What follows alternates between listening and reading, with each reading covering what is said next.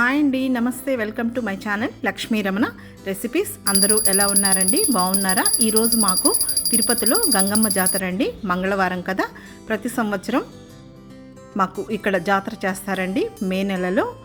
ఇంకా last year corona వల్ల చేయలేదు. సో ఈరోజు గంగమ్మ జాతర అండి. మామూలుగా రష్ ఎక్కువగా ఉంటుందని నేను ఇంట్లోనే అమ్మవారికి ప్రసాదం చేసి పెట్టి ఈ విధంగా పూజ చేసుకుంటానండి. మామూలుగా చిన్నప్పుడు అయితే కొంచెం అంత రష్ ఉండేది కాబట్టి మేము చిన్నప్పుడు జాతర అప్పుడు వెళ్ళేవాళ్ళమండి. కానీ కొంచెం రష్ తగ్గిన తర్వాత వెళ్తాము. సో అందుకనే నేను ఈరోజు ఇంట్లోనే అమ్మవారికి ప్రసాదం చేసి పూజ చేసుకున్నానండి. ఇంకా ఎలా చేశానో, ఈరోజు నేను ఏం చేశానో ఈ వీడియోలో చూద్దామండి. ఇంకా ఉదయాన్నే ఇంకా ఈ విధంగా గ్యాస్ అంతా కూడా నీట్గా కడిగేసేసి పసుపు కుంకాలు పెట్టి ఈ విధంగా ముగ్గు వేసేసానండి.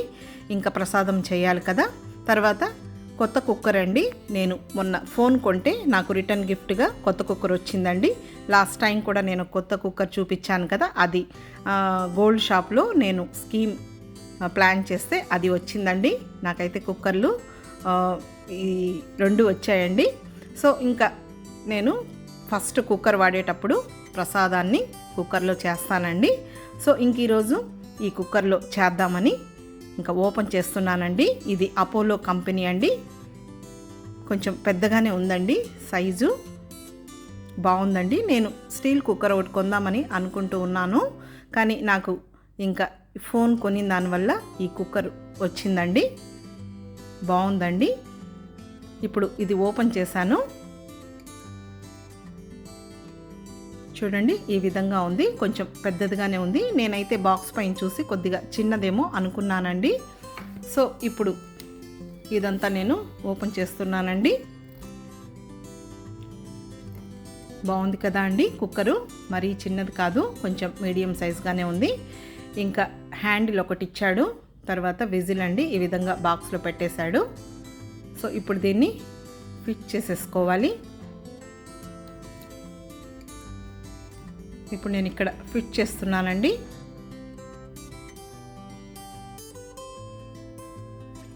సో ఇంకా ఇప్పుడు ఇదంతా కూడా మనం కొత్తది కాబట్టి ఒకసారి నీట్గా కడిగేసేసానండి. ఈ మూత ఇవన్నీ కూడా కడిగేసేసాను, విజిలు ఇవంతా. సో ఇంకా ఈ ప్రసాదం చేయడానికి నేను పసుపు కుంకుమ పెడుతున్నానండి. ఇంకా ఫస్ట్ కొత్తగా స్టార్ట్ చేసేటప్పుడు ఎప్పుడైనా కానీ కొత్త గిన్నెలో నేను ప్రసాదం చేసి మళ్ళీ నేను వాడుకుంటానండి. మామూలుగా ప్రసాదానికి వాటికి నేను సపరేట్గా కుక్కర్లు అనేది పెట్టేస్తాను. అన్నీ ఒకే దాంట్లో చేయనండి. ఇంకా పసుపు కుంకుమ పెట్టేశాను. ఇంకా ఇక్కడ ప్రసాదం చేయడానికి మామూలుగా 3 చిట్లు 5 చిట్లు అంటారు కదా అండి. నేను ఇక్కడ 5 చిట్లు, అంటే చిట్టి లేదండి, చిన్న గ్లాసే నేను కొలతగా తీసుకున్నాను. ఒక 4 గ్లాసులు అంటే 4 చిట్లు వేశాను. ఇంకా అర గ్లాసు పచ్చిశనగపప్పు, అర గ్లాసు పెసరపప్పు వేశాను. ఇంక ఇదంతా కడిగేస్తున్నానండి. మామూలుగా అక్కడ గుడిలో పొంగళ్ళు పెట్టుకొని అమ్మవారికి ప్రసాదంగా నివేదించుకుంటామండి. కానీ చాలా రష్గా ఉంటారండి, అస్సలు వెళ్ళలేము. మామూలు అప్పుడు కూడా అసలు చాలా రష్గా ఉంటారు. ఇంకా నేను ఇందులో నీళ్లు వేసేసానండి. ఇంకా 5 గ్లాసులు కదా, కరెక్ట్గా ఒక 10 గ్లాసులు నీళ్లు వేసేసి పెట్టేశానండి. ఒక 10 నిమిషాలు నానబెట్టేశాను. 10 నిమిషాలు నానిన తర్వాత ఇంకా స్టవ్ వెలిగించి పెట్టేశాను. సో ఇది ఉడికే లోపల కొంచెం మధ్యాహ్నంకి ఇంకా ఉపవాసం కాబట్టి మళ్ళీ లేట్ అవుతుందని నేను ఇక్కడ కొద్దిగా ఒక గ్లాస్ రైస్ కడిగి పెట్టానండి. మామూలుగా ప్రసాదం చేసినప్పుడు నేను చుట్టుపక్కల మా పక్కింటి వాళ్ళందరికీ ఇస్తానండి. సో అందుకనే కొద్దిగా ఎక్కువగా చేస్తాను. ఇంకా నీళ్లు పెట్టి ఒక 2 గ్లాసులు నీళ్లు వేసేసి మూత పెట్టేశానండి. ఇంకా అటుపక్క ప్రసాదంకి ఉడుకుతూ ఉంది. ఇప్పుడు ఇది ఎత్తి పక్కన పెట్టేశానండి. ఇంకా ఈరోజు జాతర కాబట్టి మామూలుగా నాన్ వెజ్ అనేది చేసుకుంటానండి. మామూలుగా నేనైతే పూజ చేసినప్పుడు అలా చేయమండి. ఇంకా జాతర అంటే కంపల్సరీ నాన్ వెజ్ తింటారండి తినేవాళ్ళు. సరే, మామూలుగా అయితే అక్కడ జాతర పొంగళ్ళు పెట్టుకున్నప్పుడు అక్కడ కోళ్ళు కోసుకొని చేసుకుంటారండి. సో మేము వెళ్ళలేదు కాబట్టి ఇంకా ఇంట్లోనే ఇంకా ఈరోజు పూరీ చేద్దామని, పిల్లలు ఈ మధ్య ఎండలు కాబట్టి అస్సలు చేయలేదండి. సరే పూరీ చేయమని అడిగితే సరే ఇంకా గోధుమ పిండి తీసుకున్నానండి. కొద్దిగా ఉప్పు వేసాను, నీళ్లు వేస్తున్నాను. మామూలుగా చపాతీకి అయితే ఇప్పుడు ఉప్పు నీళ్లు వేసాను కదా అండి, కొంచెం నూనె కూడా వేస్తాను. కానీ పూరి కాబట్టి కొద్దిగా నూనె వేసి కలిపామంటే మరీ స్మూత్గా తర్వాత ఆయిల్ లాగినట్టు ఉంటుందని పిండంతా బాగా ఇలా నొక్కి కలిపిన తర్వాత నేను చివర కొంచెం ఆయిల్ని వేసేసి నానబెట్టి పెట్టేస్తానండి. ఒక్కొక్కసారి మనం చూడండి కొద్దిగా ఆయిల్ వేస్తున్నాను. ఒక్కొక్కసారి మామూలుగా మనం నానబెట్టకుండానే కూడా చపాతీ కానీ పూరీ కానీ పర్ఫెక్ట్గా చేసేసుకోవచ్చండి. కానీ ఇంకా లేట్ అవుతుంది కాబట్టి పూజ అదంతా అయ్యే లోపల, ఇంకా ప్రసాదం అయ్యే లోపల నేను ఇక్కడ వంట ప్రాసెస్ కూడా చూస్తున్నానండి. సో ఇప్పుడు మూత పెట్టి పక్కన పెట్టేస్తున్నాను. ఈ లోపల ఈ ప్రసాదంకి పెట్టాను కదా, ఉడికిపోయిందండి. 2 విజిల్స్ పెట్టాను, స్టవ్ ఆఫ్ చేసేసాను.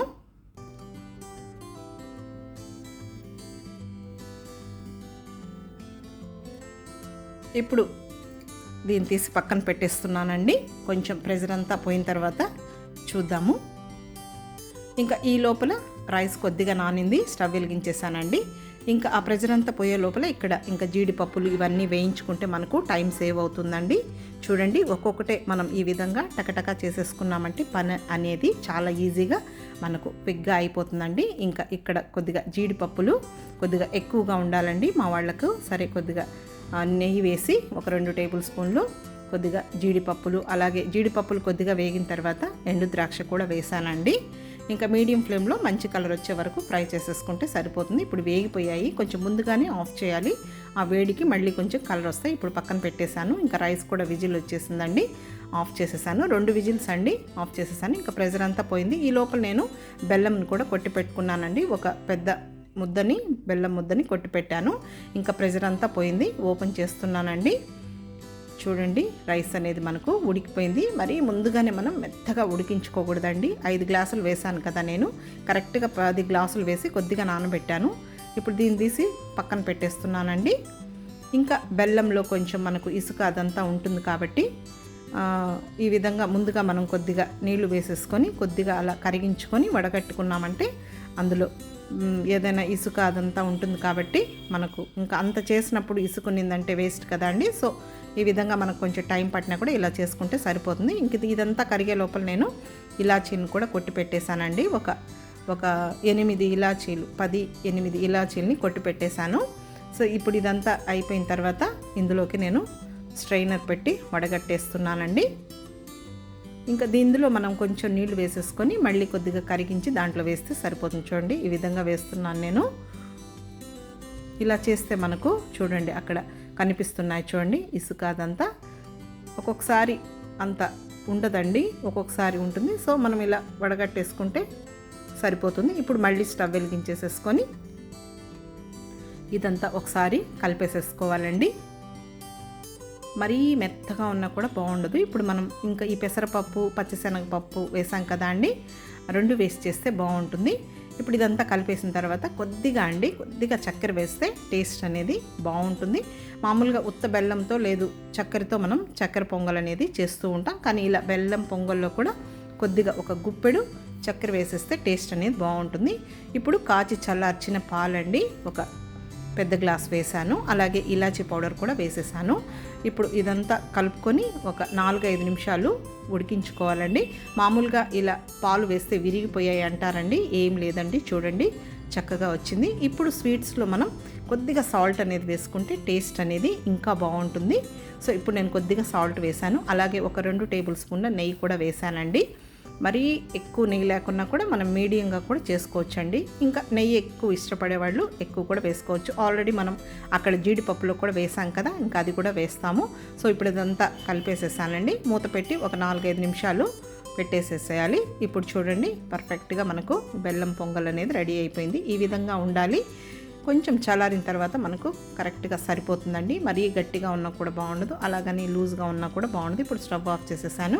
ఇప్పుడు ఈ వేయించి పెట్టుకున్న ఈ ద్రాక్ష అలాగే జీడిపప్పులు వేసేసానండి. ఇంకా ప్యాన్లో కొద్దిగా నెయ్యి ఉంటుంది కాబట్టి ఇది కొంచెం వేసేసుకొని అలా మిక్స్ చేసేసి కలుపుకుంటే సరిపోతుందండి. అంతే అండి, అమ్మవారి ప్రసాదం రెడీ అయిపోయింది. చూడండి ఎంత బాగుంది కదా, వేడివేడిగా. అందరూ చాలా ఇష్టపడతారు కదా అండి. మీలో ఎంతమందికి ఈ బెల్లం పొంగల్ అంటే ఇష్టమో కామెంట్ సెక్షన్లో తెలపండి. సో ఇంకా నేను ఇక్కడ అమ్మవారికి ఒక బౌల్లోకి తీసుకుంటున్నానండి. నేను రీసెంట్గానే గుడికి వెళ్ళాను కదా అండి, ఆ వీడియో కూడా మీకు అప్లోడ్ చేశాను కదా. అంటే రష్ తక్కువగా ఉన్నప్పుడు వెళ్తామండి మేము. అసలు చాలా రష్ ఎక్కువగా ఉంటారండి, వెళ్ళలేము. సో ఇంక ఇక్కడ నేను దేవుడికి అంతా కూడా అలంకరించుకున్నానండి. ఇంకా నా దగ్గర ఒక చిన్న అమ్మవారి ఫోటో ఉందండి. సింపుల్గా ఈ విధంగా అలంకరించుకున్నాను. ఇంకా ప్రసాదాన్ని ఇక్కడ పెట్టేశానండి. నెయ్యి దీపం వెలిగించాను, అలాగే అగరవత్తులు ధూపం వేశాను.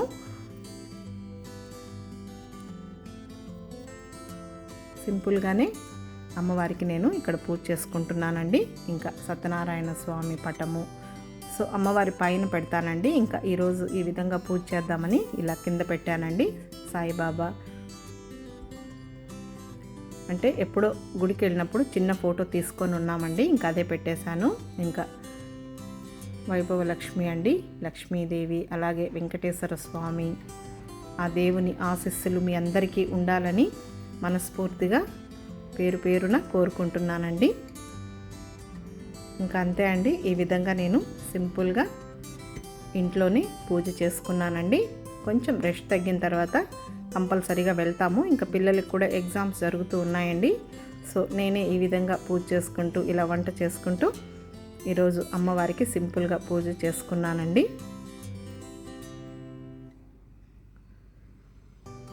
ఇంకా కొబ్బరికాయ కొట్టేశానండి. అలాగే హారతి ఇస్తున్నాను. అమ్మవారి దీవెనలు అందరికీ కలగాలని మరొక్కసారి అమ్మవారిని వేడుకుంటున్నానండి. అంతే అండి. ఈ విధంగా నేను ఈరోజు ఇంట్లోనే పూజ చేసుకున్నాను. తర్వాత ఇంకా ఈరోజు కంపల్సరీగా జాతర కాబట్టి నాన్ వెజ్ చేసుకుంటారండి. మామూలుగా నేను పూజ చేస్తే అసలు నాన్ వెజ్ చేయనండి, తగలను. కానీ ఇంకా కంపల్సరీగా నాన్ వెజ్ తినాలంటారు కాబట్టి ఇంకా 1 కేజీ చికెన్ తెప్పించానండి. సరే ఇంకా ఇదంతా కూడా ఇలా కలిపి చేస్తే చాలా టేస్టీగా ఉంటుందండి. ట్రెడిషనల్ వేలో కొద్దిగా కరివేపాకు, ఒక 3 పచ్చిమిరపకాయలు, 2 టేబుల్ స్పూన్ల కారం పొడి, ఒక 2 పెద్ద టమాటోలని తుంచి వేశాను. అలాగే 2 టేబుల్ స్పూన్ల ధనియాల పొడి,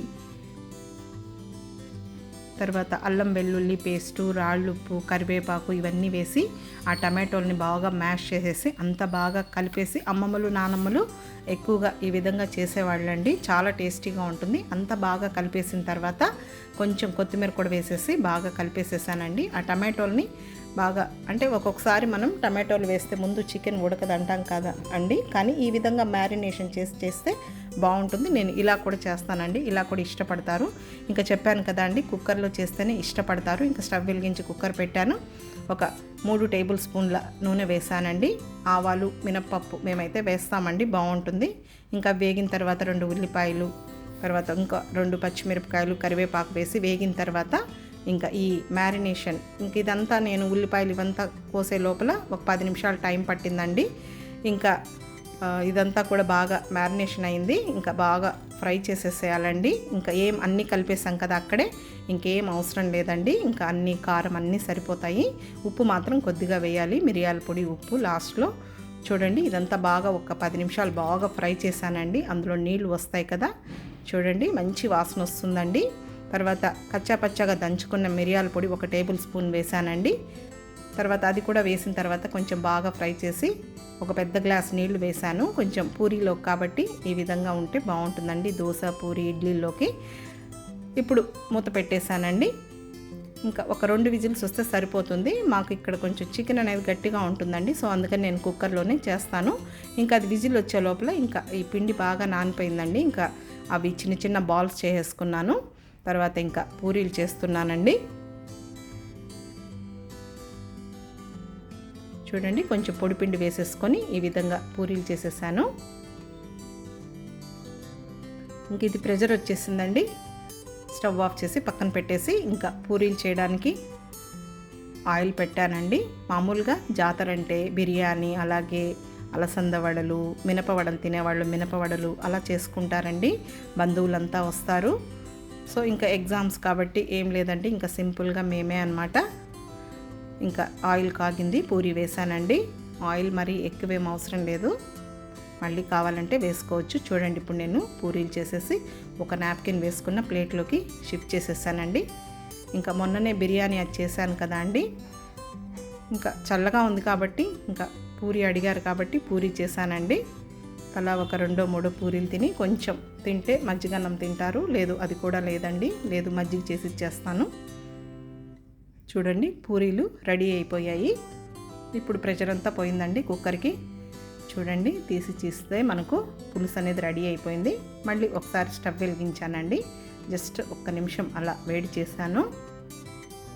ఇంకా పూరీలు చేసే లోపల కొద్దిగా చల్లబడింది. సరే ఇంకా వేడిగా ఉంటే బాగుంటుందని ఇప్పుడు స్టవ్ ఆఫ్ చేసేసానండి. జస్ట్ ఒక్కసారి అలా ఉడికే వరకు పెట్టాను. కరివేపాకు వేసానండి. ఇంకా చివర్లో కొద్దిగా వేస్తే బాగుంటుంది. చూడండి ఈ విధంగా ఉంటే మనకు సరిపోతుంది. ఇప్పుడు చివరగా మళ్ళీ కొద్దిగా కొత్తిమీర వేసాను. తినేటప్పుడు కొంచెం ఆనియన్స్ తర్వాత లెమన్ జ్యూస్ పిండుకొని తింటే టేస్ట్ అనేది చాలా బాగుంటుందండి. చూడండి ఇక్కడ రైస్ కూడా రెడీ అయిపోయింది. ఇంకా రాత్రికి ఇవే ఉంటాయండి. మజ్జిగన్నము రసం కూడా ఉంది. సో అందుకని చేయలేదు. సో చూసారు కదండి, ఇది ఈరోజు మాకు గంగమ్మ జాతర స్పెషల్ రెసిపీస్ అండి. నచ్చితే లైక్ చేయండి, షేర్ చేయండి. ఇంకొక మంచి వీడియోతో మళ్ళీ కలుద్దాం. నమస్తే అండి.